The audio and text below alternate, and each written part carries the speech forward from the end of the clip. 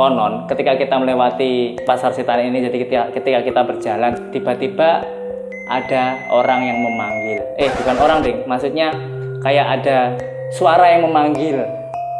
Dan biasanya memanggilnya dalam bahasa Jawa ya. Jadi contohnya seperti, "Mas, badhe tumbas nopo Mas?"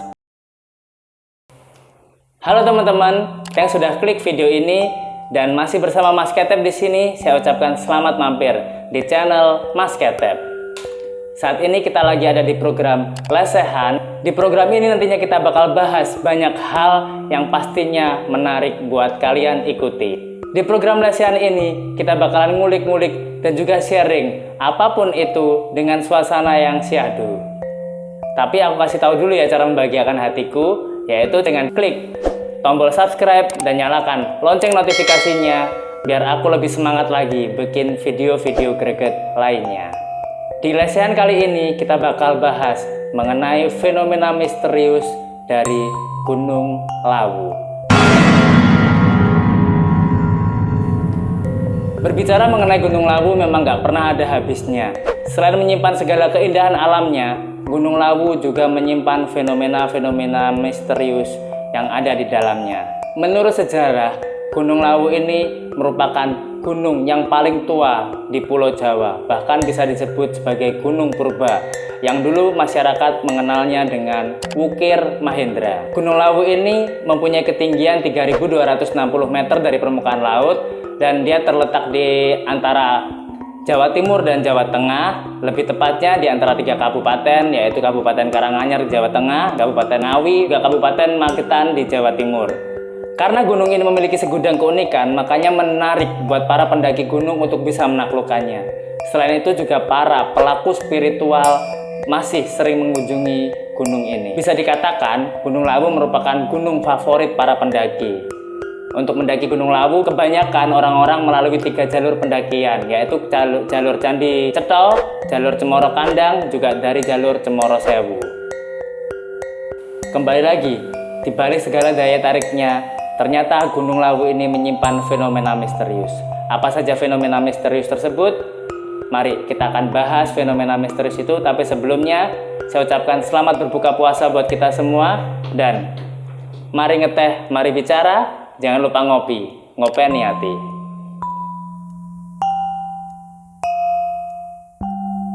Yang pertama adalah tempat moksonya Prabu Brawijaya yang kelima.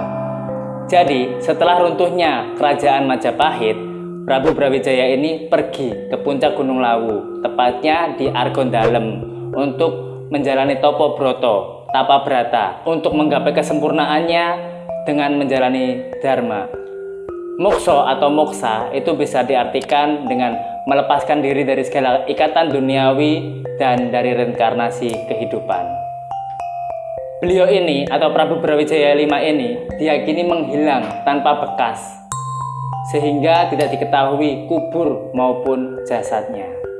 Oleh karena itulah, sampai saat ini Gunung Lawu ini masih sering dikunjungi oleh para pelaku spiritual.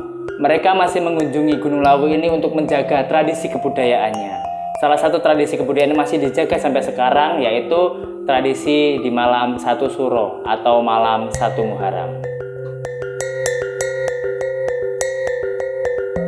Yang kedua, ada warung Boim yang ada di puncak Gunung Lawu.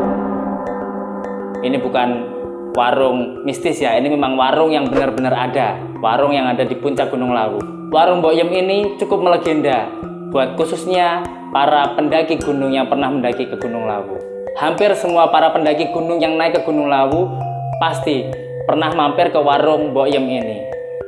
Baik yang melalui jalur Candi Cetho, jalur Cemoro Sewu maupun jalur Cemoro Kandang, semuanya tumplek-blek di warung Boim ini untuk menikmati hidangan menu makanan yang disajikan oleh warung dari Boim ini. Bahkan menurut penuturan, warung Boim ini merupakan warung yang tertinggi di Indonesia karena memiliki ketinggian 3.150 meter dari permukaan laut, yang hampir mendekati puncak dari Gunung Lawu. Boim ini bernama asli Wakiem, dan menurut cerita beliau, ketika di tahun 1980-an, Boim ini adalah seorang pencari akar-akaran di daerah Gunung Lawu dan sering bertemu dengan para pendaki. Dan karena di puncak Gunung Lawu itu belum ada warung, makanya dia membuka warung yang ada di Gunung Lawu tersebut. Salah satu yang membuat takjub dari warung Mbok Yem ini, karena selain digunakan untuk warung, ternyata Mbok Yem ini juga tinggal di warungnya tersebut. Mungkin dia cuma turun gunung, bisa dikatakan turun gunung ya, itu cuma 3-4 kali dalam 1 tahun. Itu pun cuma dalam Idul Fitri, Idul Adha, ataupun kalaupun ada keluarganya yang sedang hajatan. Itu dia baru turun gunung untuk menjenguk keluarganya yang ada di sekitaran Gunung Lawu. Di warung Mbok Yem ini menyediakan berbagai menu hidangan, menu makanan, minuman, juga gorengan. Dan makanan yang paling melegenda yang membuat banyak orang kangen ingin mengunjungi warung Mbok Yem lagi itu adalah nasi pecelnya. Dan kita cukup mengeluarkan uang 10.000 saja untuk bisa menikmati nasi pecel dari Mbok Yem ini. Dan khusus untuk bulan Suro, Mbok Yem ini menyediakan menu spesial, yaitu soto. Ini bisa kita nikmati hanya di saat bulan Suro saja. Jadi kalau teman-teman sekalian tertarik untuk kulineran di warung Mbok Yem di Gunung Lawu ini, silahkan mampir kalau sedang mendaki Gunung Lawu, tentunya setelah pandemi COVID-19 ini berakhir ya. Nanti kalian bisa sharingkan bagaimana komentar kalian mengenai kuliner di warung Mbok Yem ini sambil menikmati keindahan pemandangan Gunung Lawu. Yang ketiga adalah kupu-kupu bercahaya. Jadi kalau menurut cerita masyarakat setempat, ketika kita naik ke Gunung Lawu, terus kita bertemu dengan kupu-kupu hitam yang mengeluarkan cahaya, itu merupakan pertanda kalau kedatangan kita, kehadiran kita di Gunung Lawu tersebut diterima oleh Gunung Lawu. Entah benar atau tidak mitos tersebut, itu tergantung dari kepercayaan kita masing-masing. Yang keempat, ada kijang berbulu emas. Sesuatu yang unik dari mitos ini adalah ketika kita menjumpai kijang berbulu emas di Gunung Lawu, itu hendaknya kita menunggu sampai kijang tersebut mengeluarkan kotorannya ya. Jadi kalau kita menunggu sampai kijang tersebut mengeluarkan kotoran, terus kita ambil kotorannya, maka dipercaya rezeki kita akan dilancarkan. Kembali lagi, benar atau tidaknya mitos tersebut tergantung dari pribadi kita masing-masing dalam mensikapinya. Yang kelima, ada burung jalak lawu. Jadi, konon ceritanya, burung jalak lawu ini merupakan penjelmaan dari pengikut setia Prabu Brawijaya V yang bernama Dipomenggolo, atau nama lainnya disebut Kyai Jalak. Kisah mengenai burung jalak lawu ini berlanjut sampai sekarang. Jadi kalau kalian pergi ke puncak Gunung Lawu, terus kalian menemui burung jalak ini, ketemu dengan burung jalak lawu ini, kalau kalian mempunyai hati yang bagus, maka kalian akan ditunjukkan menuju jalan yang benar, menuju ke puncak Gunung Lawu. Tapi maaf, kalau kalian mempunyai hati, niatan yang kurang bagus ketika mendaki Gunung Lawu, dipercaya juga itu bisa membelokkan jalan kita atau sedikit menyesatkan kita, seperti itu. Jadi dimanapun berada, sebaiknya kita mempunyai niatan yang bagus. Jadi buat kalian yang pernah mendaki ke Gunung Lawu, juga pernah bertemu dengan Kyai Jalak ini, mungkin kalian bisa sharing-sharing di kolom komentar di bawah ini ya. Nanti kalian bisa sharingkan pengalaman kalian. Yang keenam, ada pasar setan. Konon para pendaki Gunung Lawu yang mendaki melewati jalur Candi Cetha itu kerap melihat penampakan pasar setan, atau juga bisa disebut pasar bubrah, atau ada yang menyebutnya dengan pasar Dieng. Itu letaknya ada di pos 5 ketika kita melewati jalur Candi Cetha ya. Jalur melalui Candi Cetha ini bisa dikatakan jalur favorit juga buat para pendaki gunung, karena ketika kita melewati jalur Candi Cetha ini, kita bisa melihat turunnya kabut tebal secara perlahan dari puncak menuju ke bawah. Tapi meskipun begitu, jalur melalui Candi Cetha ini bisa dikatakan jalur yang paling angker atau jalur yang paling mistis. Selain medannya sulit karena melewati tanjakan terjal, juga ada jurang yang cukup dalam. Ditambah lagi, jalur ini juga dipercaya sebagai perlintasan alam gaib. Jadi ketika kita naik ke puncak Gunung Lawu, terus kita melewati jalur Candi Cetha ini, kita tiba di pos 5, itu kita mungkin akan mengalami hal-hal misterius. Lokasi pasar setan atau pasar bubrah ini ada di lereng Gunung Lawu yang penuh dengan ilalang dan angin yang berhembus cukup kencang.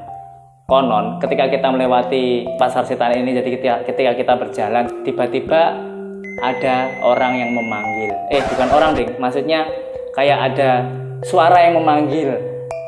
Dan biasanya memanggilnya dalam bahasa Jawa ya. Jadi contohnya seperti, "Mas, badhe tumbas nopo Mas?" Dalam printing ya, Nah, tapi ketika kita tengok toleh ke belakang gitu, ternyata nggak ada siapa-siapa. Menurut kepercayaan, ketika kita mendengarkan seperti itu sebaiknya kita langsung membuang apa saja yang kita bawa. Jadi seolah-olah kita melakukan jual beli gitu loh. Kita membuang gitu dan kita mendapatkan sesuatu seperti itu ya. Ketika kita melewati pasar setan, hal itu yang dipercaya oleh masyarakat sekitar. Dan hingga sampai saat ini pasar setan masih menjadi misteri yang belum terpecahkan. Mungkin teman-teman ada yang pernah naik ke Gunung Lawu dan pernah melewati pos 5 dari jalur Candi Cetha, pengen sharing pengalaman ceritanya, bisa sharing di kolom komentar ini ya. Yang ketujuh adalah jumlah pendaki ganjil. Jadi konon ceritanya kalau kita naik ke Gunung Lawu dengan jumlah pendaki yang teman-teman kita beserta kita itu berjumlah ganjil, itu kita akan menemui banyak kesialan di jalanan. Kembali, benar atau tidaknya itu tergantung dari sikap kita dalam menyikapi mitos tersebut. Yang kedelapan adalah gunung yang bisa mendengar. Jadi kalau kita naik ke Gunung Lawu dan secara tidak sadar kita mungkin mengeluarkan kata-kata seperti, "Waduh, kok dingin banget ya di sini," atau "panas banget ya." Maka apa yang kita katakan itu benar-benar akan menjadi kenyataan. Bahkan gunungnya, dinginnya itu bisa berlipat-lipat kali ganda. Jadi memang dimanapun tempatnya, hendaknya kita mengeluarkan kata-kata yang positif sajalah. Yang lebih baik bisa memotivasi diri kita untuk bisa mencapai tujuan kita.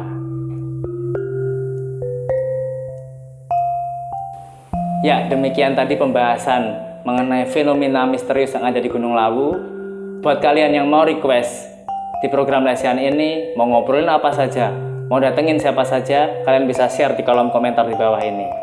Dan jangan lupa like video ini, komen, dan juga share video ini ke teman-teman kalian sebanyak-banyaknya, sehingga teman-teman kalian juga bisa menikmati pembahasan yang syahdu di video ini. Sebagai penutup, habis ngeteh pikiran terbuka, dan setelah ngopi hati terobati. Terima kasih sudah menonton.